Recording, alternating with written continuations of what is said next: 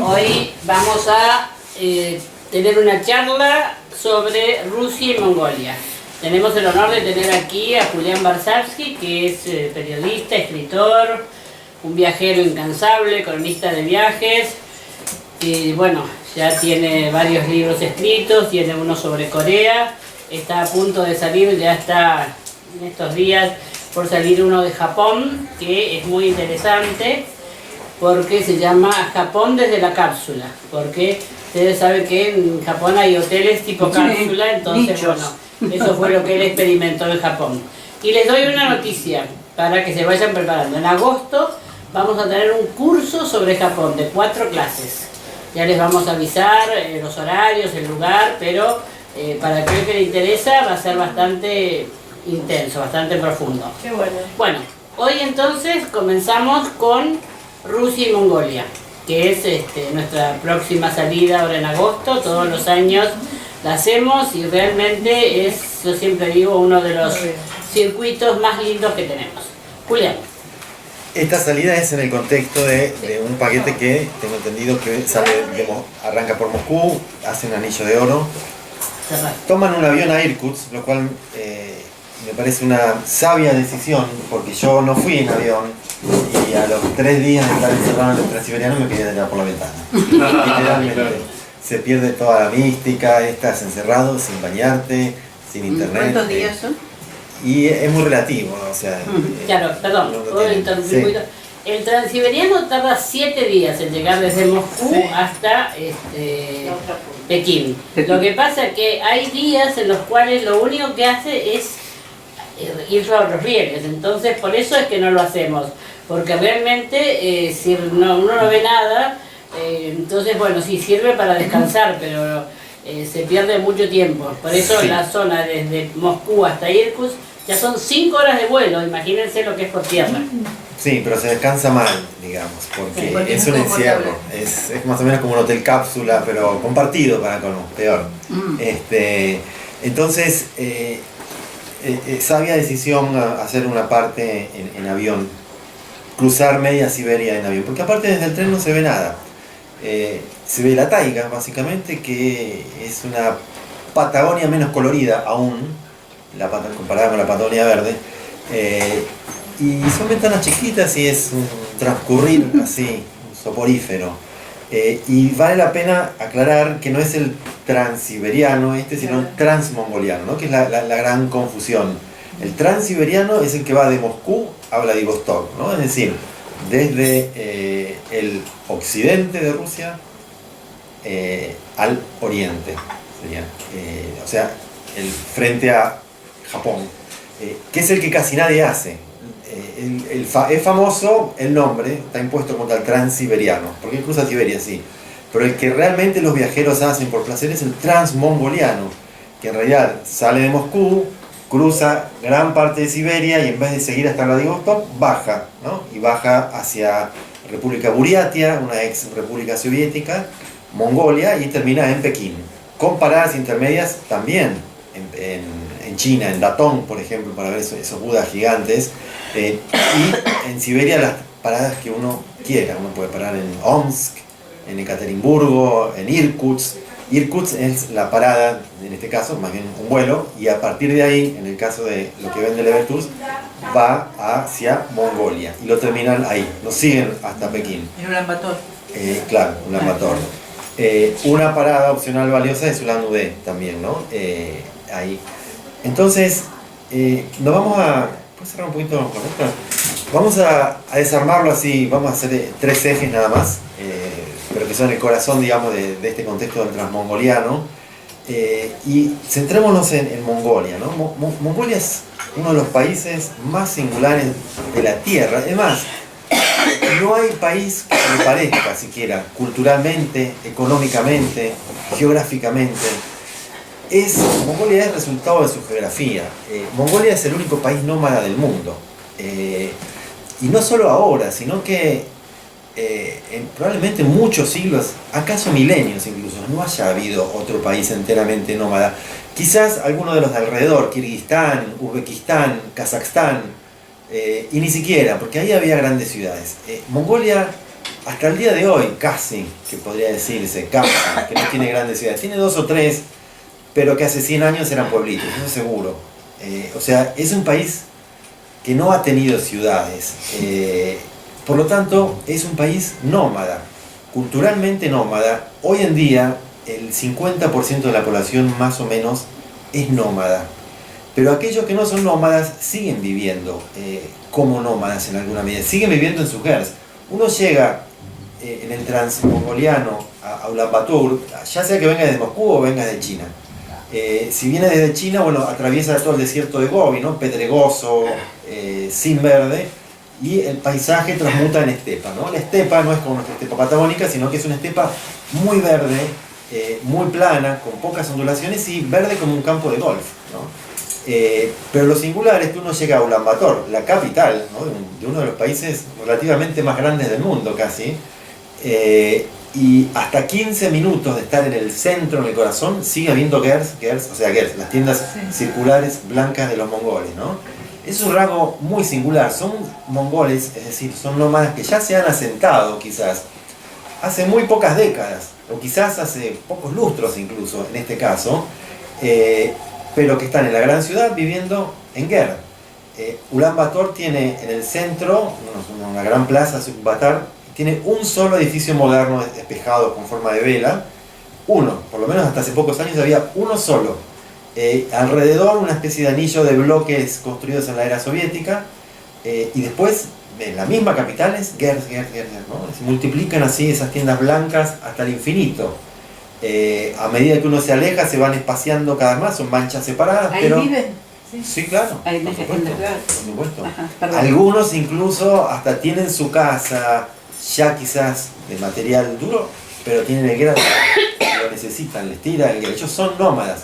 Es decir, esta gente ha vivido probablemente varios milenios como nómadas y hace muy poquito han salido de esa circunstancia de viaje permanente. Por lo tanto, ese inconsciente colectivo perdura la cultura nómada y va a seguir perdurando por lo menos por muchas generaciones, ¿no? En un contexto de una sociedad que ha sufrido unos cuantos problemas de nevadas muy intensas que mató a mucho ganado, ¿no? Ellos tienen básicamente corderos y chivos, y los hizo caer por debajo del umbral de la pobreza. Tener menos de 100 animales es ser pobre en Mongolia. El pobre, ¿qué hace? No puede ya vivir en el campo y ahí es que emigra a la gran ciudad, a Ulan Bator o a una de las 2 o 3 más que hay por ahí.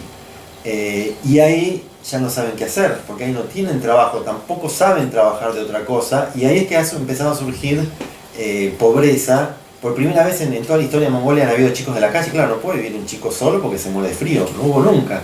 Ahora sí, a su vez esto en el contexto de que cayeron un poco en crisis económicas con la caída de la Unión Soviética.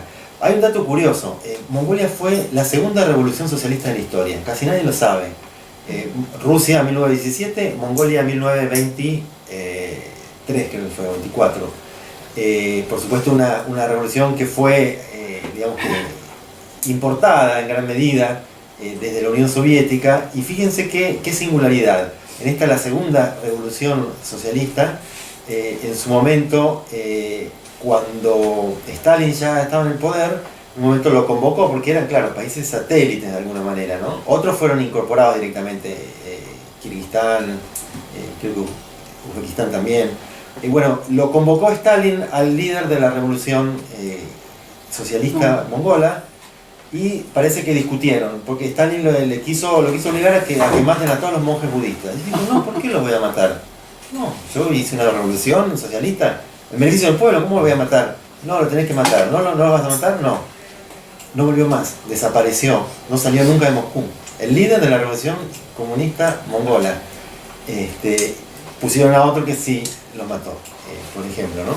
Entonces, claro, qué rasgo tan singular tiene esta cultura que cada poblador, por un lado, lleva su casa a cuestas, casi que en una mochila, no en la mochila, pero sí en el caballo o en el camello. La lleva a cuestas y la construye en 2 horas y la levanta en 2 horas. Son un pueblo nómada, móvil, es decir, su vida es un intermezzo, van de un lugar a otro. No hay, por lo tanto, son millones de kilómetros de hectáreas y no hay propiedad privada, también no hay cercas ahí. Todo es de todos ahí. O sea, ya eran comunistas antes de la revolución probablemente. Y claro, ellos nos ven a nosotros como viajeros bastante imprudentes, ¿no? Nosotros viajamos, estamos pensando, bueno, ¿dónde va a haber un hotel? En toda la estepa mongola no hay un solo hotel. Y han habido millones, y sigue habiendo millones de viajeros permanentes. El hotel lo llevan a cuestas. O sea, ¿a qué punto son distintos a nosotros, a nuestra racionalidad, que llegan a ese extremo de quién de nosotros se construye? Nadie, prácticamente nadie se construye su propia casa en Occidente. Están los albañiles que se le pagan y hacen todo un conjunto, un grupo. Nadie, ellos todos prácticamente se construyen su casa y además la llevan de un lugar a otro. Vaya si serán distintos. Una de las cuestiones centrales acá es que desde el punto de vista antropológico se dicen, bueno, es un pueblo, algunos dicen es un pueblo menos evolucionado. Bueno, en la antropología se ha descartado hace rato ya la idea de que las culturas evolucionan y que hay culturas superiores, inferiores o más o menos evolucionadas.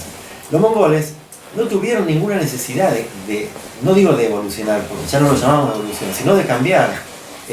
Justamente ese cambio hubiese sido más bien lo opuesto a una evolución, porque sedentarizarse, por un lado, es la muerte de su ganado, y además sería que se te derrumbe un castillo cultural construido a lo largo de milenios, no por una cuestión de mantener una tradición, sino porque no hace falta, y además es contraproducente. Ellos no se han sedentarizado nunca porque la geografía no se los permite. Por eso es la única razón por la cual siguen siendo nómadas. Nosotros, el resto del mundo prácticamente, salvo pequeñas excepciones, estamos sedentarizados hace por lo menos 100 generaciones y quizás mucho más. O sea, el ser humano, el hombre se sedentarizó al surgir el cultivo, ¿no? Claro. Entonces, a partir de ahí es que se empezaron a formar los pueblos y a la larga las ciudades. Ellos no tuvieron necesidad, y yo les quisiera leer un breve párrafo de un libro, Imperio, de Ryszard Kapuscinski, que es el gran cronista de viajes. Según García Márquez fue el mejor periodista del siglo XX, donde él, este Imperio son viajes por la ex Unión Soviética, mucho Asia Central, por supuesto, ¿no? Mongolia es Asia Central. Y fíjense lo que dice él sobre el nómada del Asia Central. Dice, uno de estos nómadas que ha vivido tanto como para llevar una barba, lo sabe todo. Conoció el sabor de la riqueza cuando le dieron su primer camello. Conoció las miserias de la pobreza cuando se le murió el primer rebaño de ovejas. Ha visto pozos secos, de modo que sabe lo que es la desesperación, y ha visto pozos llenos de agua, de modo que sabe lo que es la alegría. Sabe que el sol da la vida, pero sabe también que el sol trae la muerte, cosa de la que no es consciente ningún europeo. Sabe lo que es la sed y lo que es la saciedad. Sabe que cuando hace mucho calor hay que taparse con ropa de abrigo, un gorro de piel de cordero, y no quedarse en carnes como hacen los blancos. Los que crearon grandes obras siempre fueron vestidos, en Sumeria y Mesopotamia, en Samarcanda y en Bagdad. A pesar del calor infernal, la gente siempre ha ido vestida. Se crearon allí grandes civilizaciones, desconocidas en Australia o en el Ecuador africano, donde la gente iba desnuda al sol. En Europa tienen la costumbre de escribir de la gente del desierto que son subdesarrollados, incluso atrasados.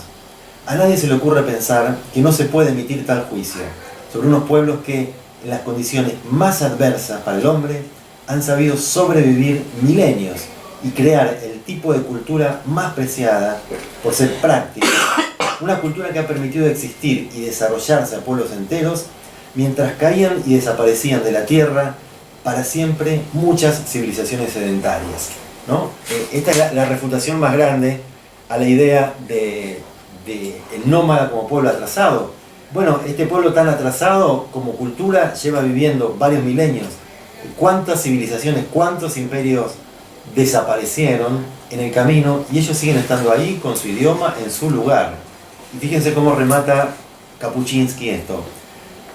Al desierto podían ir aquellos que tenían rebaños, es decir, los de mayores posibilidades. El nomadismo es el privilegio de los ricos en estas sociedades. Es un honor estar en el desierto. Se trata de un territorio elegido. Para el nómada, el pasar a la vida sedentaria siempre fue el último recurso, una derrota vital, una degradación. Al nómada, solo por la fuerza se lo puede obligar a llevar una vida sedentaria, a través de un imperativo económico o político. Es un hombre que no conoce el precio a la hora de pagar la libertad que le da el desierto, ¿no? Así tenemos que entender, en su lógica, desde el punto de vista antropológico, por qué ellos son nómadas. Raro sería que dejaran de ser nómadas y no lo quisieran, seguramente. Y esto nos lleva, por supuesto, bueno, tenemos que es el país con la menor densidad de población de la Tierra, 1,4 habitantes por kilómetros cuadrados.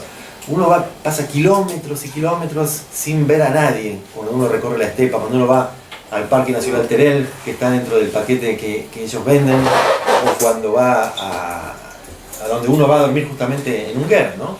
Y son kilómetros y kilómetros de nada absoluta, pastura verde, algunos camellos incluso salvajes por ahí pasan corriendo, cada tanto un pastor con sus muchas ovejas, cada tanto una mancha blanca por acá, otra por allá, 4 o 5. Eso es Mongolia, es la nada prácticamente a simple vista, cuando en realidad, bueno, hay muchísimo. Aparte los gers son sumamente confortables. Sí. O sea, tienen el centro de la casa, es lo que es la estufa, ahí Exacto. se calientan, ahí cocinan, ahí todo. Y después tienen todo perfectamente ubicado. Y columna central, no tienen divisiones internas, no hay intimidad. El occidente es el área, o sea, siempre la puerta da hacia el sol. El occidente es el área femenina, donde lamentablemente sigue estando la cocina, y el oriente es el área del hombre.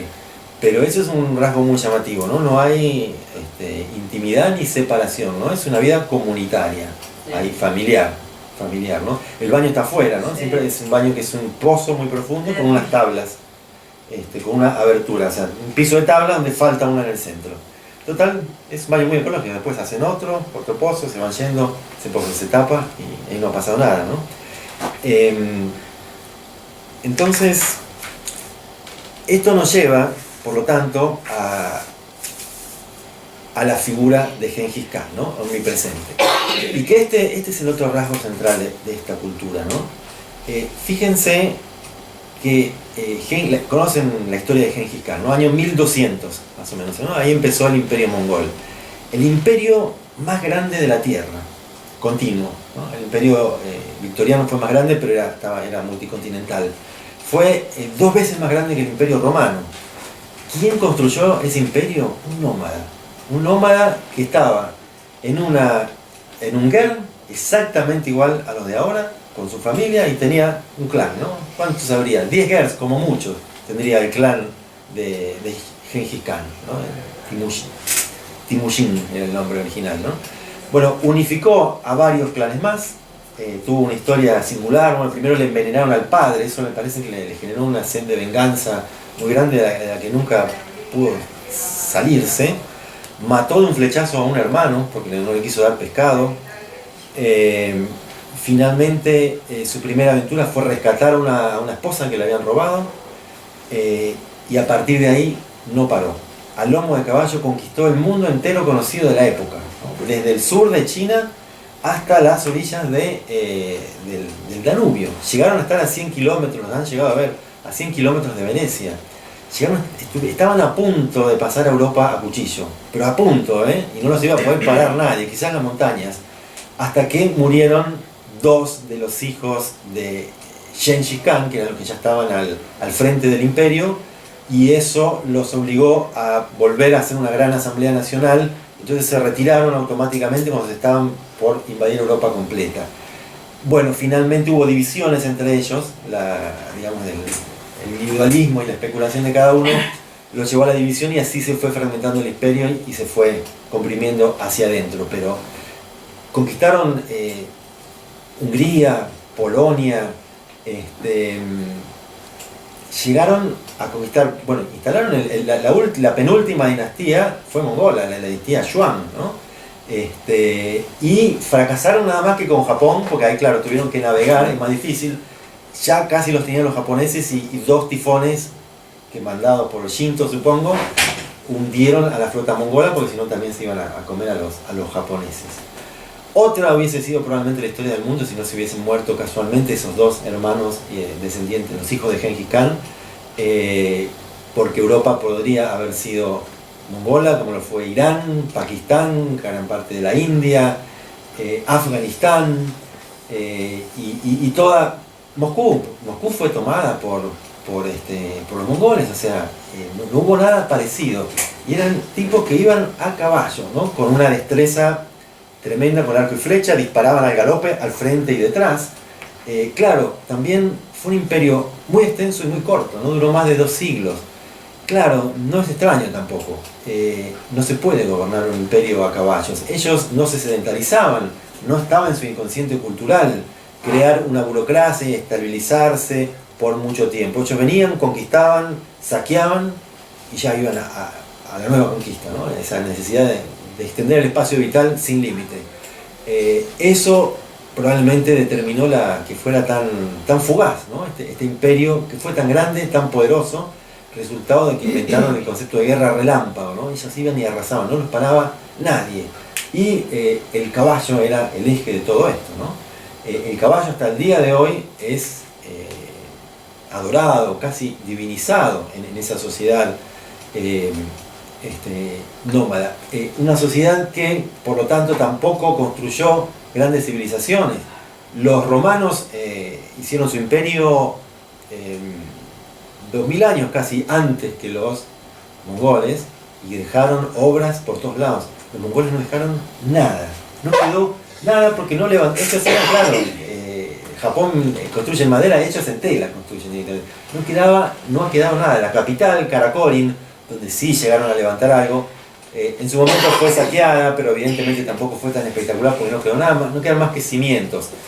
Se viaja a Karakorum y es muy interesante porque por un lado uno atraviesa la estepa, sé que en este paquete de Leticia está, y hay un templo budista, el más fascinante que quedó de los tiempos previos a Stalin, está ahí precisamente y vale la pena. Y ahí se duerme en Gers también. Entonces, esto es lo singular, me parece a mí, ¿no? Lo que permite entender un poco que el único legado, al fin y al cabo, que dejó semejante imperio, ¿no? Un imperio que pasó a cuchillo a 1/3 de sus súbditos, ¿no? Es el exterminio de uno de los más grandes de la historia de la humanidad, los millones y millones de personas que exterminó Genghis Khan. Su legado es intangible, es cultural, es la fiesta del Nadam. La fiesta del Nadam ya va por su edición número 813, se hace todos los años, y son los Juegos Olímpicos Nómadas, digamos, creados ya por Genghis Khan con un criterio de entrenamiento militar. Tiene 3 ejes, las carreras a caballo, pero que son carreras de 100 kilómetros más o menos, que es lo que podía correr en una jornada un caballo de ellos, que son bajitos, robustos. No es la velocidad sino la distancia lo que vale ahí, que es lo que un ejército podía avanzar un día, ¿no? Así, eso mide hoy una carrera de caballos allí, donde el premio no se lo lleva el jinete, porque el jinete en realidad no hace gran cosa. El jinete dirige. El premio se lo dan al dueño del caballo. Y generalmente los jinetes son niños muy jóvenes porque son más livianos. Después compiten en arco y flecha y en lucha, cuerpo a cuerpo. Ahí hay una foto. Luchas muy monótonas, en algunos casos, y ese es el deporte nacional, la lucha. Hay un estadio entero donde se llena de gente a ver lucha. Se lo ve chiquitito. A veces hay combates que han llegado a durar 7 horas, porque gana el que tira al otro con el pecho, no me acuerdo si era el pecho o era la espalda, al piso. Y claro, a veces no pasa nada, entonces han puesto una especie de definición con penales que paran la pelea, se agarra uno al otro de los tobillos y la retoman así. Porque claro, después entró la televisión y para una televisión una lucha de 7 horas es algo tremendo. Pero yo estuve ahí en la fiesta del Nadam y entraba uno de estos, que son unos mastodontes gigantes, y explotaba el estadio como si acá entrara Maradona a la cancha de Boca. son los ídolos nacionales más importantes.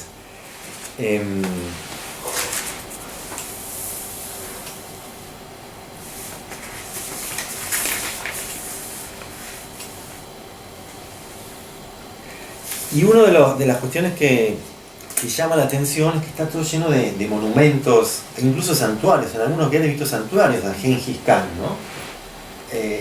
Gengis Khan, o sea, se pasó a cuchillo a millones de personas, incluyendo mujeres, niños y ancianos. Entonces uno se pregunta, ¿no? Desde nuestra mirada, bueno, pero monumentos, es el héroe nacional Gengis Khan, semejante asesino, ¿no? Bueno, es tema de debate que ellos tendrán que replanteárselo alguna vez, opino yo, pero claro, no es eso lo que están reivindicando, ¿no? Está claro, no hay, quiero creer, un espíritu conquistador hoy en los mongoles, sino que es una reivindicación de su cultura, digamos. Ellos, si alguna vez fueron algo en el mundo, bueno, fue en aquel tiempo, ¿no? Fueron la gran potencia mundial.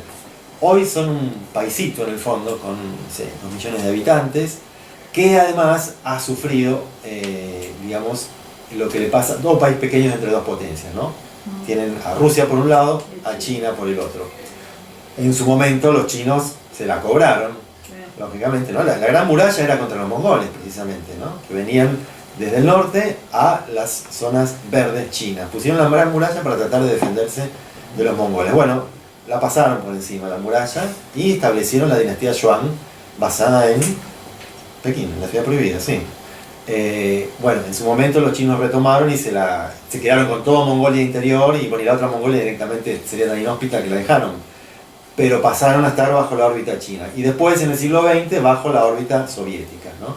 Eran un país independiente, pero ¿cuál independiente es un país que le desaparecen al presidente, ¿no? Entonces, les generó, lógicamente, un sentimiento nacionalista resultado de haber sido sometidos por las culpas de un tipo que hace 700 años hizo barbaridades, ¿no? El hecho es que hay una reivindicación del nomadismo, por una cuestión tradicional, lógica, porque es su cosmovisión, y hay una cuestión de contexto geopolítico donde ellos se reivindican como mongoles, y es en esta gran fiesta del Nadam, que se hace en realidad por todo el país, hay como 100 fiestas, cada pueblito hace su fiesta del Nadam, donde ellos, digamos, reafirman su orgullo nómada, y que es la singularidad más grande, que para colmo ya no está puesta en discusión solamente por los contextos geopolíticos, sino por el contexto económico, donde cada vez más gente se está sedentarizando, ¿no? El día que se les caiga, que desaparezca el último nómada de Mongolia, se les habrá caído encima un castillo, digamos, un castillo de ideas y de pensamientos y de tradiciones varias veces milenarios, ¿no? Eso es una tragedia para un pueblo, seguramente. Y lo que yo creo es que la figura de Gengis Khan, ellos lo que están reivindicando es su cultura y su nacionalidad, y quiero creer que no, a ver, el hecho de que hayan creado un baño de sangre casi inimaginable. Hacemos la siguiente parada del Transmongoliano. ¿Alguien quiere preguntar algo, decir algo sobre Mongolia? ¿En qué fecha es la festividad esta? En julio. En julio. Sí. Verano. En verano. En verano, no. Que invierno no debe ser recomiendo helado, Mongolia en helado. invierno. No, claro.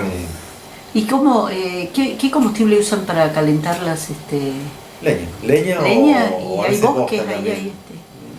No hay mucho bosque, no, pero también creo que usan bosta de yak. Ah, Sí, me imaginaba, sí. Sí. Sí, Como abono, sí.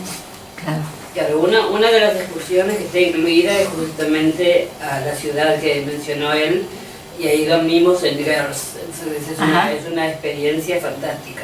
Y en el Parque Nacional Terel, que es el que también se incluyó, bueno, ahí se hacen cabalgatas también, o sea, cabalgar en la estepa mongola tiene otro significado, ¿no? Ya lo acabamos de fundamentar, pero es otra cosa, ¿no? Sí. Aparte que el paisaje es lindísimo, hay montañas, hay riscos, hay bosques de pinos y planicies, es el lugar para cabalgar. Es un parque nacional con muchos gers, ¿no? Porque claro, están ya con función turística, están fijos, pero a uno lo recibe una familia que es realmente nómada y de cultura nómada, Aparte que son viven en muy el atentos. ¿Y cómo es el asunto de la educación y Los de chicos la van al alfabetización? colegio. Las nomadas ¿Existe no. eso? No, las nomadas no. Son analfabetos. Desde padres son- a hijos.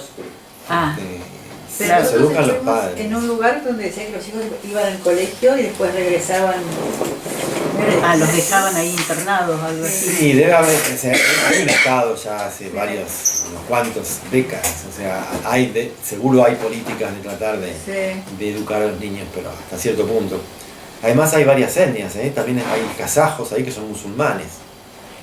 Los nómadas mongoles tienden a ser más budistas, pero sincretizados con el chamanismo, que es la religión originaria ligada a espiritista, digamos, ligada a la naturaleza, animista, quise decir, que está todo mezclado. Pero los kazajos tienen una tienda que es así como la de los indios, es cónica, es distinta, y además son musulmanes, que vienen de Kazajstán, ¿no? País vecino, y creo que hay kirguisos también. Pero hay una complejidad cultural. Bueno, está lleno de documentales, ¿no? Si uno quiere profundizar. Hay uno muy lindo, La historia del camellito que llora. Está en internet. Que se hizo hace unos años, que es maravilloso, filmado en un GED. ¿Alguien quiere preguntar algo más sobre Mongolia antes de que cambiemos de tema? Cambiamos. ¿El idioma es parecido al chino o no? No. ¿Nada que ver? No, nada que ver. Nada que ver. Se llega Creo que allí está un en poco tren. más cercano al ruso que al Se chino, llega pero hasta allí en tampoco. tren. ¿Cómo? ¿Se llega en tren? ¿En el tren? Sí, el viaje es de Moscú en... O sea, cuando nosotros empezamos en San Petersburgo, de San Petersburgo a Moscú vamos en el Sapsan, que es el tren ultra rápido que se va en 4 horas. De Moscú a Irkutsk, que es la capital de Siberia, vamos en avión. Ahí, bueno, hacemos toda una vuelta del lago Baikal y desde Irkutsk hasta Ulan Bator sí tomamos el tren. Esa es ¿Cuánto la tiempo experiencia, es toda la noche. Ah, Es toda la noche. Bueno, pasamos a otra estación, bueno, San Petersburgo no es el comienzo del Transiberiano, creo que es Moscú, pero es parte de este viaje. Para analizar San Petersburgo, yo les sugiero un libro muy bueno de un sociólogo norteamericano, Marshall Berman se llama. Un libro que se llama Todo lo sólido se desvanece en el aire. Es un libro clásico, digamos, para analizar un poco las ciudades, pero un libro que trata de entender las ciudades en un contexto sociohistórico, ¿no? Por lo tanto tiene una cuestión interpretativa, que es lo interesante, ¿no? Encarar las ciudades no solamente como una sucesión de datos o de monumentos impactantes, sino tratar de interpretarlas. Yo doy un seminario de crónica de viaje, de escritura, que tengo varios, pero uno lo doy con el arquitecto Eduardo Mayorens, ¿no? Que él es semiólogo también. Y él entiende la arquitectura como un lenguaje, ¿no? La arquitectura es un lenguaje en el sentido que es una forma que está diciendo algo. La arquitectura nunca es inocua, inocente. Siempre hay un mensaje, siempre hay un sentido que se le quiere dar y que es posible interpretarlo. Es complejo porque es abstracto, por supuesto. Pero es un lenguaje en la medida en que hay reglas. O sea, si uno pasa por la facultad de ingeniería que está en la Avenida Las Heras, la ubican, ¿no? sí. A simple vista es una iglesia gótica. ¿Qué hace la gente frente a la facultad de ingeniería? Se persignan, todos los días. Todos los días. Esa es la prueba de que eso es un lenguaje. Eso es una forma esta es la forma que está socialmente aceptado como iglesia gótica. En este caso es un error, ¿no? Se ha roto, digamos, semiológicamente las reglas aceptadas socialmente y por eso la confusión. Pero es algo inusual. Normalmente eso es una iglesia gótica. Entonces, así con todo, ¿no? Y los edificios hablan por sí mismos, pero también las ciudades hablan dentro de ese caos que son. Y ahí está la gracia de tratar de entenderlas, ¿no? Y esto hace Marshall Berman un poco en su libro, analizando San Petersburgo, y también en los capítulos previos analiza París a partir de los poemas de Baudelaire. No vamos a entrar en esto. Por eso les recomiendo mucho este libro. Marshall, ¿me dijiste? Marshall Berman. Sí.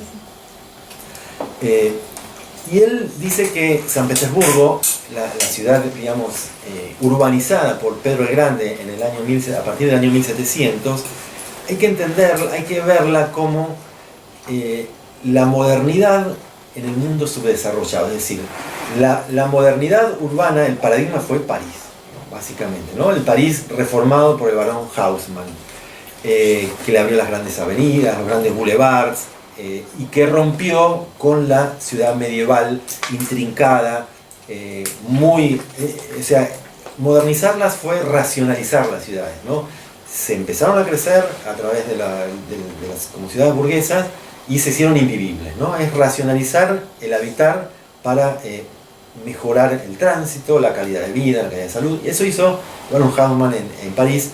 Y él, Marshall Bergman, dice, bueno, estudiemos qué pasó con la modernización en el mundo subdesarrollado europeo, ¿no? San Petersburgo. El imperio zarista no era un imperio rico como lo era en Francia, Inglaterra o incluso un poco España. Entonces, él dice que San Petersburgo fue tomada como el lugar de la ilustración, ¿no? Del siglo de las luces, el lugar, la ciudad laica, cosmopolita, con mezcla racial, a diferencia de Moscú, que en el contexto del imperio zarista se la dejó como el lugar de lo autóctono, lo tradicional y lo sagrado, por sobre todo, ¿no? Lo sagrado. San Petersburgo, entonces, fue sometido a un profundísimo trabajo de modernización a partir de 1703 por Pedro I, ¿no? Pedro el Grande, que hizo una planificación a gran escala pensando en modernizar la ciudad mirando hacia la Europa más occidental, ¿no? Estaba un consenso que era global en alguna medida de que lo moderno era aquello, ¿no? Él quería incorporarse, quería demostrar, ¿no? La arquitectura como una escenografía, en el fondo siempre es una escenografía pero real, ¿no?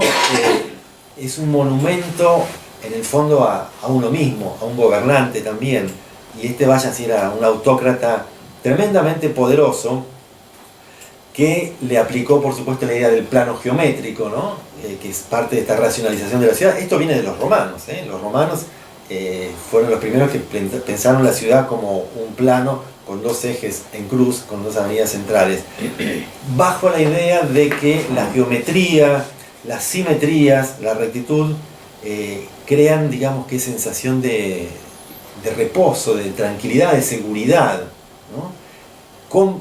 A diferencia de lo salvaje natural, ¿no? Lo civilizado es lo urbano, ¿no? Lo que está fuera de la ciudad es el campo, es lo salvaje, es lo peligroso. La ciudad tiene que ser un lugar de protección y que nos dé calma, tranquilidad y seguridad, ¿no? Bajo ese concepto surge un poco la idea de la ciudad geométrica con los romanos, ¿no? Mucho antes, y que toma fuerza con las grandes ciudades europeas, que resultado del avance de la revolución industrial, o un poco antes también, ¿no? El surgimiento de los burgos. Entonces, se llevó a cabo un trabajo que implicó en San Petersburgo levantar 35.000 edificios en una zona pantanosa, ¿no? La llaman un poco la Venecia de Rusia, ¿no? Que es 10 veces más grande.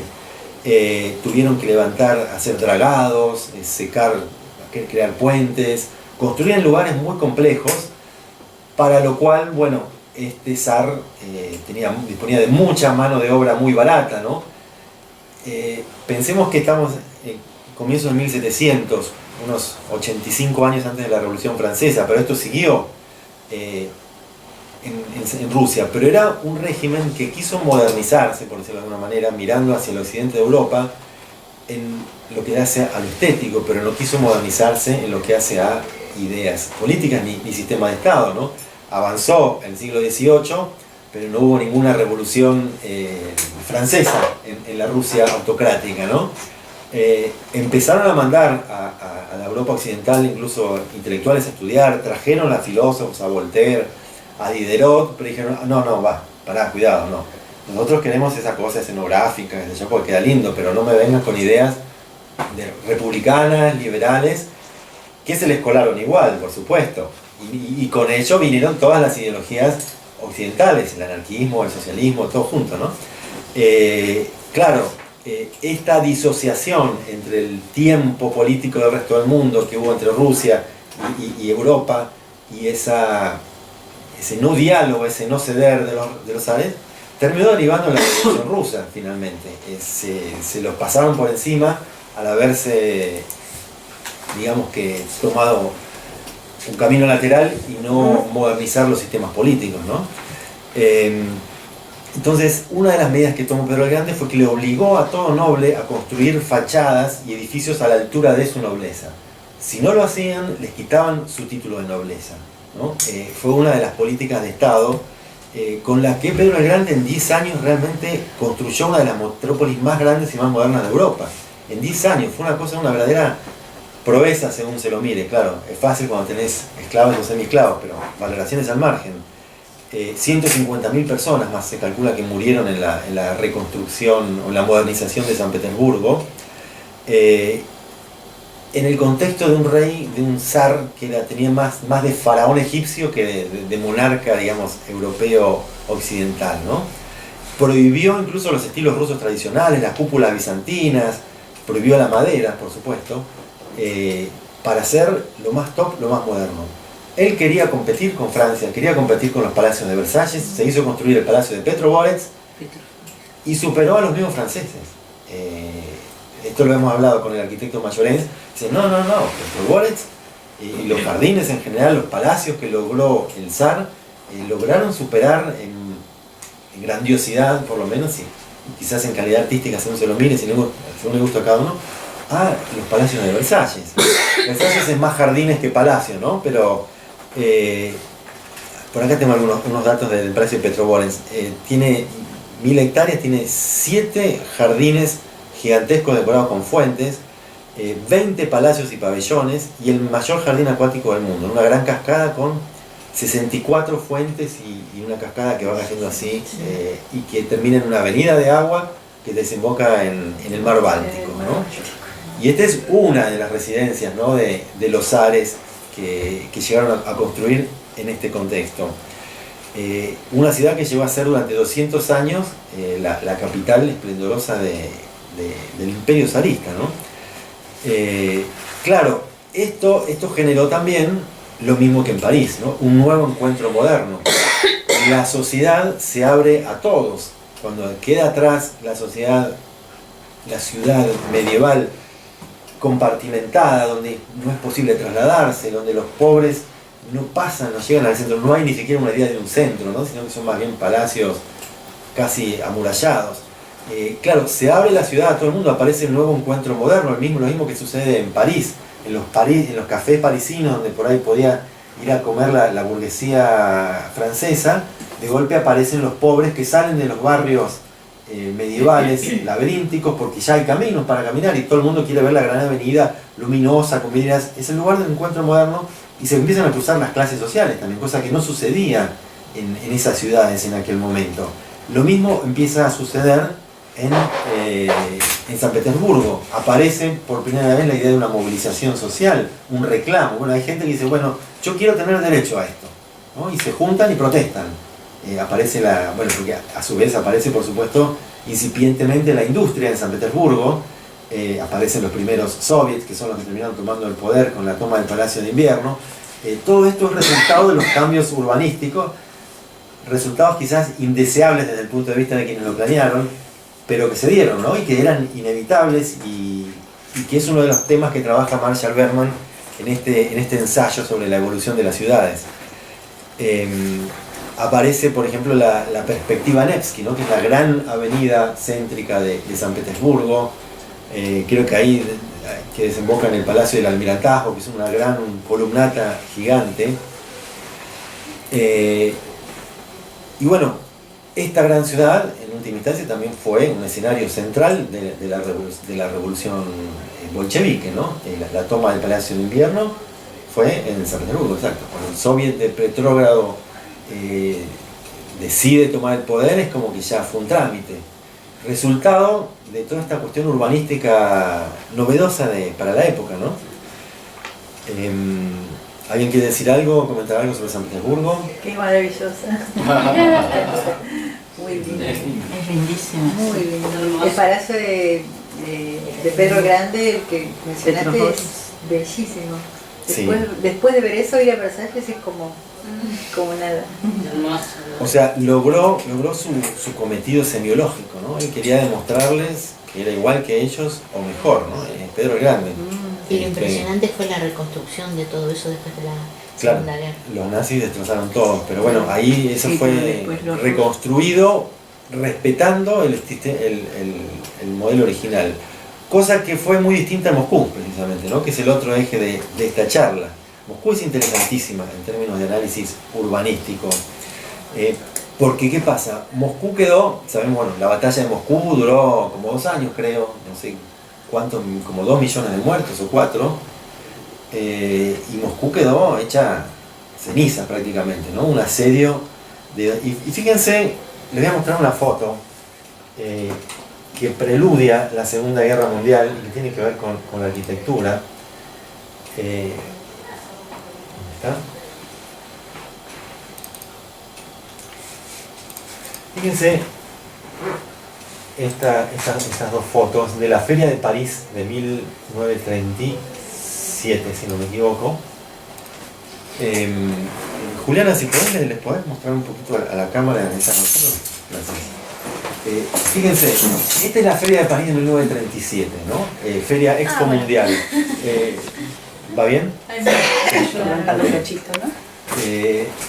De un lado, el monumento a la Koljoviana, ¿no? A la pareja de campesinos colectivizados comunistas, con una hoz y un martillo en lo alto, y enfrente el águila nazi, ¿no?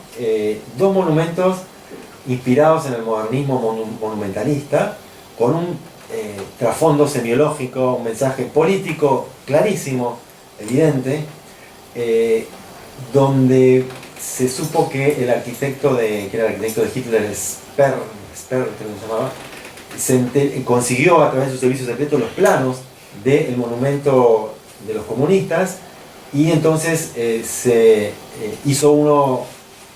planificó un edificio más alto para imponerse a esa pareja de obreros que se les venía encima y iba a comérselos, digamos, ¿no?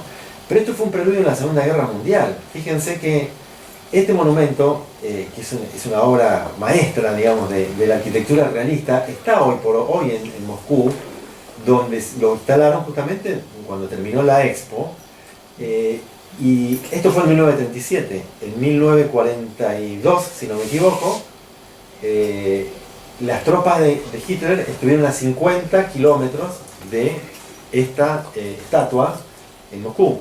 Nunca lograron entrar a Moscú finalmente, fueron repelidos finalmente, pero estuvieron a las puertas de Moscú bombardeándolo, donde justamente lo primero que iban a hacer seguramente es destruir esta estatua.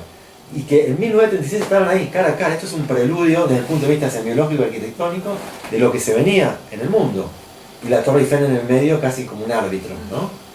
Este es un rasgo que preludió la Segunda Guerra Mundial, pero que finalmente, después de la Segunda Guerra, así como Stalin hizo reconstruir San Petersburgo en su modo original, no hizo lo mismo con Moscú. ¿Por qué? Porque ya Moscú había pasado a ser la capital política, ¿no? del Imperio Soviético, y estaba reducida a cenizas, y él decidió levantarla, pero ya de otra manera, ¿no? Él decía, este es la capital del primer estado obrero de la historia, ¿no? Entonces nosotros tenemos que estar a la altura de lo que somos y de la misión que tenemos en tanto líderes de la Tercera Internacional, que pretende expandirse por el mundo.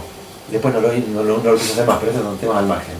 Entonces, lo primero que hizo fue buscar un estilo propio, por un lado, y una de las singularidades es que él empezó a luchar la Guerra Fría en el campo de la arquitectura. Es decir, el rasgo central de la Guerra Fría es que no estalla. Hay una paridad atómica que impide la guerra. Paradójicamente, afortunadamente, según se lo mire, ¿no? No podemos ir a la guerra porque morimos todos, ¿no? Ese es el rasgo central de la Guerra Fría. Pero esa guerra se pelea en el plano simbólico. Entonces, sí, se pelea en el plano simbólico esa guerra. Se peleó en la carrera espacial, por ejemplo, en el campo deportivo, en el campo cultural, y en el campo urbanístico, ¿no? Y eso es lo más interesante en este caso, porque eso se puede leer. La arquitectura es una gran expresión desde el punto de vista como un lenguaje del poder, ¿no? En la arquitectura es donde el poder habla en gran medida, no solamente con las palabras. Aparte que el político nunca dice realmente nunca puede decir lo que realmente piensa. En la arquitectura es un buen reflejo casi inconsciente de lo que es el espíritu político de una época y de qué es lo que quieren decir. Stalin, por ejemplo, bueno, entonces, llevó el plano, fue una gran competencia, ¿no? La posguerra fue una gran competencia arquitectónica, Moscú contra Nueva York, concretamente, y Europa en el medio, como adversario secundario. Pero ahí el eje ya pasó a ser Moscú-Nueva York, ¿no? Y Stalin decidió dar esta batalla simbólica en el plano arquitectónico, ¿no? Y los desafió, es más, picó en punta. Las 7 hermanas, por ejemplo, que son los grandes edificios que ahora van a ver en Moscú, ellos decidieron hacer 7 rascacielos, arriba iban a ser 8 en realidad. El más grande de todos iba a superar al Empire State, que es de 1929. Entonces, Stalin dijo, bueno, por acá tengo una declaración de Stalin sobre esto, dijo, ganamos la guerra y ahora los extranjeros vendrán a Moscú. Caminarán por ella y no verán rascacielos. Si comparan a nuestra ciudad con las capitales, con las capitalistas, será un golpe moral para nosotros, ¿no? Entonces dijo, vamos a construir un rascacielos. Y además tienen que tener un estilo propio. Y tienen que demostrar nuestra originalidad, nuestra monumentalidad, calidad artística y nuestra solidez, ¿no? Todo mensaje político detrás de una arquitectura tiene que estar siempre la idea de una solidez, ¿no? Está claro. Entonces decidió construir las 8 hermanas, de las cuales solo le construyeron 7, que en realidad este es un proyecto previo a la Guerra Mundial, a la Segunda Guerra Mundial. El de las 7 hermanas es previo, ya estaba esa pica, previo a la guerra, ¿no? Se construyeron, faltó construir la 8ª, el más alto de todos, que era el Gran Palacio de los Soviets, que iba a ser más alto que el Empire State, no me acuerdo el número, por acá lo tengo. Y no importa. Y que iba a estar coronado por una estatua de Lenin de 100 metros, según leí, no lo he podido comprobar realmente, en la cabeza de ese Lenin iba a ser la reunión del comité central del PQS. No creo que sea cierto, debe ser más un mito. Pero iba a ser el edificio más alto del mundo. Estalló la guerra, ya estaban incluso los cimientos de hierro colocados y tuvieron que sacarlo todo porque necesitaban hierro para combatir a los nazis. Pero quedaron las otras 7, que es un estilo monumentalista, que son torres escalonadas, que tienen algo de catedral gótica, algo de castillo medieval simbólicamente, y de hecho rodean Moscú como un anillo protector. Por supuesto que no protegen nada, porque se acabó cuando surgió la pólvora, ¿no? No son castillos, simulan ser castillos. Y con un estilo propio, con una gran aguja central que tenía que ser el distintivo, en general con una estrella roja de 5 puntas arriba, que sería el símbolo distintivo que le quiso dar Stalin a su arquitectura monumentalista rígida, y que siguen estando, ahora las quieren declarar Patrimonio de la Humanidad. A mí me gustan mucho, por cierto, son un poco frías, pero creo que tienen un valor arquitectónico muy grande y muy valioso. Las 7 hermanas moscovitas, en un contexto de una ciudad donde yo tuve la sensación de estar viajando a través de la Unión Soviética todavía, ¿no? A través de la Rusia comunista. Claro, es una ciudad que fue reconstruida en una situación muy singular, ¿no? Estaba destruida. Las ciudades se van construyendo de a poco, un poco al azar. Acá no, hay una planificación, un Estado comunista, para colmo, con una ciudad destruida, es ideal para darle una coherencia. Tiene una coherencia, tiene una estética propia, y al menos desde mi punto de vista, atravesar la zona céntrica de Moscú, uno tiene la sensación, todavía están las estatuas de Lenin, claro, por ejemplo, si uno quiere cambiar, aparte no hay por qué cambiarla, la historia es la historia, ¿no? El de Stalin no lo habían tirado. No, abajo. Stalin no está por ningún lado hace años ya. Sí. Sí. Pero Lenin está por mucho lado. Marx, hay una estatua de Marx muy grande ahí en el centro de Moscú, a un costadito del Kremlin, si no recuerdo mal. Es una especie de gran relicario comunista, Sí. la ciudad. ¿Y las estaciones de metro? Claro, ahí está el otro eje, ¿no? Él dijo, Stalin decidió renovar la ciudad desde las nubes hasta el subsuelo, y muy a fondo en el subsuelo, porque además cumplieron función después también de refugio nuclear en caso de guerra atómica. Él planteó, son muy famosos el metro de París, de Londres, vamos a hacer uno mejor nosotros, pero que va a tener el criterio estético de un palacio europeo, pero son palacios pensados para el pueblo, ¿no? Claro, El pueblo va a ir sí. todos los días a trabajar, el pueblo no puede vivir completo en un palacio, porque el palacio no es muy caro, pero sí le vamos a hacer un metro palaciego. Y vaya si lo hicieron, creo que hasta el día de hoy sigue siendo indiscutiblemente no solo uno de los más grandes, sino el más grande, quizás, no estoy seguro, pero sin dudas el más espectacular en términos artísticos, el metro de Moscú. Tiene más de 100 estaciones, no hay dos Cada iguales. estación llena de obras de arte. Una maravilla. Y todo distinto. Vale la pena hacer una excursión solo de las Sí. estaciones del sur. Yo hice una nota periodística solo sobre eso y estuve días enteros fotografiando estaciones de subte y me habré hecho la mitad de lo que hubiese querido, porque es inabarcable. No Llena sé de qué estatuas, profundidad mosaicos. tiene, porque yo más o menos calculé en una de las estaciones, en la escalera mecánica estuvimos 2 minutos y medio. Sí. O sea, muy profundo. Está muy profunda. Algunas tienen 3 niveles de escaleras mecánicas y son escaleras larguísimas, un triple de lo que puede tener acá, por lo menos. Llegan al centro de la tierra, más o menos. Sí. Pero es una cosa rara, es una mezcla entre búnker nuclear y galería de arte. Sí, es una cosa insólita. Rompió un poco los códigos, ¿no? Arquitectónicos, semiológicos de lo que era una estación de subte. Y se anotó, digamos, que un éxito en esa guerra fría semiológica Stalin. Una de las 7 hermanas, hasta las 7 hermanas la más alta, creo que es la Universidad Lomonosov, fue el edificio más alto de Europa hasta 1990. Ayer. Y aparte tienen detalles de lujo, como por ejemplo uno de ellos vende autos de super lujo y normalmente uno de esos tipos de autos lo elige y espera que lo traigan. Uno puede salir con un BMW o con lo que sea manejando, porque lo quieren allí directamente. Sacan la tarjeta de crédito, compran el auto y salen manejando. Sí. Y en uno de ellos, en el último piso, es nada más con un pequeño saloncito blanco con una mesa, 2 sillas totalmente decorado para declaraciones de pedidos de mano de matrimonio. Sí. Bellísimo, realmente, sí. Son carísimos, por supuesto, ¿no? Pero está la mesa, una mesa con 2 sillas y todo decorado, es para ir a pedirle mano a la novia que se case con él. Son 180 estaciones. Stalin convocó a todos los mejores artistas de toda la Unión Soviética, ya era un imperio después de la Segunda Guerra Mundial. Y se trajo los mejores materiales, el mejor granito, escultores, artesanos. No hay una igual a la otra. Y tenían incluso mano de obra esclava porque trabajaban presos ahí incluso.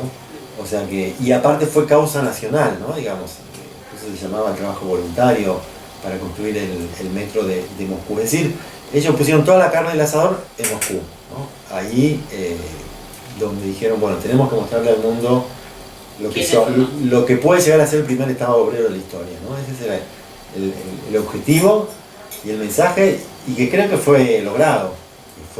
Lograron impactar al mundo.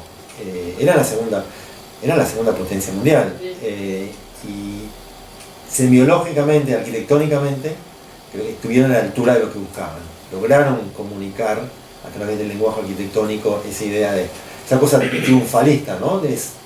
Uno ve Moscú, sobre todo, toda Rusia, pero Moscú especialmente, está llena de monumentos. Es una ciudad, yo hice una crónica sobre esto en página 12, solo sobre los monumentos de Moscú. Bueno, este monumento ya merece una nota en sí misma.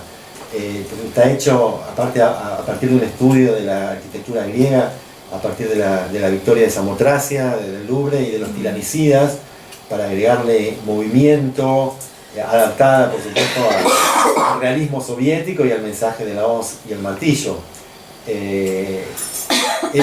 Hoy por hoy sigue siendo imponente, ni me quiero imaginar lo que habrá sido esto quien lo ve por primera vez en 1930. El impacto que da esa idea de que avanza de manera indetenible, y por eso Hitler lo responde de una manera parecida, ¿no? Pero más como, tiene algo de mortuorio el de Hitler, ¿no? Es una cosa, parece la entrada a un cementerio. Ahora eso es cierto que las ciudades hablan, toda una ciudad habla de cómo es, ¿no? Las paredes hablan todas. Es increíble. Ahora, San Es una ciudad Petersburgo, que- San Petersburgo no la mantuvieron nada bien, porque yo estuve en el 78 y era un desastre. Ah, puede ser la club. Los frisos caídos, Ahora eso, ahora en el eso no. 78, ahora cambió. Sí, pero daba pena. Sí. Daba pena ver palacios que estaban así medios destruidos y Abandonados. abandonados. Había, por ejemplo, me acuerdo que había un palacio y abajo se veía una gran vidriera y había una carnicería con las arañas de cristal colgando en medio de la carnicería y el mostrador donde vendían la carne, ¿no? Es impresionante eso. Qué contraste.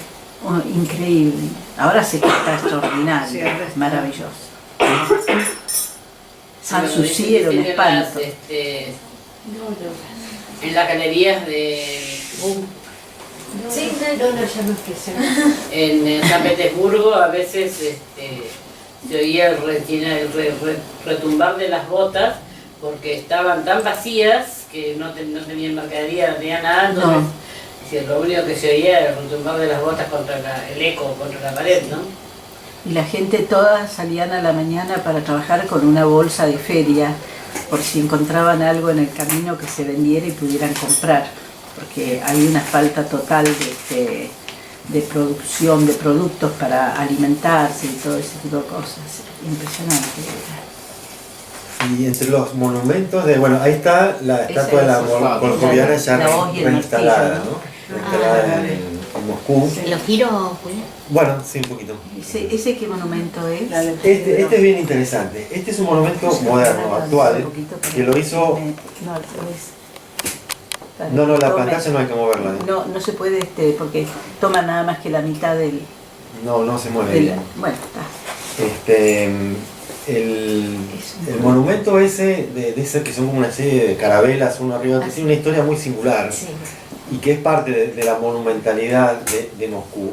Este lo hizo un artista georgiano llamado Tsereteli, que era muy amigo del primer alcalde postcomunista de Moscú, Luskov, es decir, el alcalde elegido por Yeltsin, que estuvo 18 años como alcalde y que era muy amigo de este Tsereteli, quien le hizo una estatua de él mismo, del alcalde mismo estando vivo y en el poder jugando al tenis, y también hizo una sobre Lady Di y otra de Vladimir Putin con un kimono de judo. Y hizo esta estatua que es muy polémica porque mide, ¿cuánto es que mide? Como 200 metros mide casi. Es una cosa que sale ahí del río, una cosa inesperada, que aparte que no condice con nada del contexto, digamos, palacio que hay en esa zona. Está, digamos que en diagonal y enfrente al Kremlin, cruzando todo un puente. Y esta estatua no le gustó a la mayoría de los moscovitas y generó mucha polémica, porque además este hombre había hecho una estatua a Cristóbal Colón, un diseño, y la quiso vender, vino a Latinoamérica y la quiso vender por todos lados y no se la pudo vender a nadie, ¿no? El diseño. Entonces, después arregló con su amigo Luskov y le dijo, bueno, hagamos una estatua de Pedro el Grande. Bueno, agarró y puso esa estatua ahí. Dicen las malas lenguas que le sacó la cabeza de Colón y le puso la cabeza de Pedro el Grande. A mí no me consta, lo que sí me consta es que yo la fotografié durante varios días de distintos ángulos y llegué a Buenos Aires convencido que yo había hecho una foto a Cristóbal Colón. Sí. Después leyendo la historia dije, es Pedro el Grande. O sea que acá algo hay. Por supuesto que bueno, muchos dijeron que hay que sacarla. Cuando finalmente Luskov dejó el poder, el nuevo intendente de Moscú le dijo, Pedro el Grande, el creador de San Petersburgo, llévense su estatua, se las regalamos, es de ustedes. El intendente de San Petersburgo, acá tengo las declaraciones, dijo, dijo, muchas gracias, pero no la queremos, lo mejor que podrían hacer es regalarla como chatarra vieja. Le respondió al intendente, así que quédense con su estatua. Apareció otro en una ciudad chiquita y dijo, yo la quiero. Dije, bueno, llévatela. No, mandámela porque vale $10 millones el flete. Así que sigue estando ahí. El autor se ofendió mucho, dijo que la gente no entiende el arte moderno, que Moscú está lleno de locos y esquizofrénicos, y un buen día amaneció rodeada de explosivos, porque un grupo ultraleninista se quejó porque estaban por trasladar el cadáver de Lenin, que está en la Plaza Roja exhibido, a un cementerio o a otro lado, no sé, y dijo que si se lo llevaban a Lenin ellos iban a volar el monumento a Pedro el Grande, cosa que finalmente no hicieron, pero que sí le da la razón al autor, porque evidentemente hay locos en Moscú. Y ahí sigue ese armatoste ahí que casi que parece Darth Vader si uno lo mira bien por momentos, y que realmente no combina muy bien con esa ciudad monumental en el sentido arquitectónico y también de los monumentos, ¿no?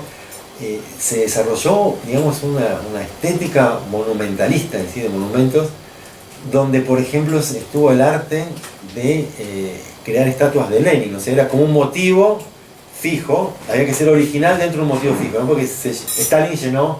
Esa estructura así de ese edificio está en varios países así comunistas, ¿no? Sí, este es un poco el monumentalismo, sí. Claro. Y este es el monumento a los cosmonautas, este es impresionante. Sí, claro. Este es impresionante, lo dice. Trabajó incluso el diseñador de cohetes de la Unión Soviética de aquel momento, es todo de titanio y tiene 77 grados de inclinación, parece que fue una proeza en su momento que ese monumento no se cayera, ¿no? Hacerlo bien. Es parte, digamos, de esa monumentalidad en la que creo que hay que detenerse asiduamente cuando uno viaja por Moscú. Hay buenas estatuas a Dostoyevsky, a Mayakovsky, y a Tchaikovsky, por ejemplo, también. Mucha de esa estatuística, por supuesto, también es previa a... Mucha es zarista, ¿no? Por supuesto, pero todo esto es el Parque de las Naciones, todo eso es eso ya es de la era comunista, ¿no? Ese palacio el museo ese que es circular, de Bonodino es... ¿En Moscú? Sí. No me acuerdo. Está todo hecho en el museo. Está la batalla de Bonodino. Claro, Borodino es el museo donde se produjo la batalla, Claro, o sea, en realidad donde Napoleón fue a esperar a que le presentaran las llaves de la ciudad, pensando que iba a entrar triunfante a Moscú, y cuando estuvo allí se encontró con que la ciudad estaba humeando porque los moscovitas prefirieron quemarla antes que entregársela a Eso es una Napoleón. maravilla. Y así fue que Napoleón fue con sus elefantes y con sus caballos y bueno, lo que no se acordó es del gran frío de Rusia, ¿no? Y bueno, así fue como fue vencido por Rusia, es decir, entre El clima lo venció. el fuego y el frío. Estrategia pura, sí. El frío venció a Napoleón y a Hitler. Y aquí. Claro. Nada menos. Así como los... Y el valor de los soldados. Sí, por supuesto. Claro, por eso en Moscú tampoco hay edificios demasiado viejos porque fueron quemados. Pero, o sea, son reconstruidos, pero los muy antiguos no están. Ese que se ve al fondo en la foto esa que es... Esa es la iglesia de San Javier. Esa... Qué lindo edificio. Sí, San Javier creo que se llama. Esa la había derrumbado Stalin, la única en realidad. O sea, Lenin había dado la orden, no se toca ningún monumento histórico. Y los bolcheviques lo respetaron. Stalin rompió un poco esa regla, tampoco tanto, pero por ejemplo, tiró abajo justamente esa iglesia para construir una piscina gigante. Y ahora la han levantado hace unos 20 años más o menos. Creo que se llama San Javier, de Xavier. Y por supuesto tenemos el Kremlin, ¿no? El Kremlin con la Plaza Roja.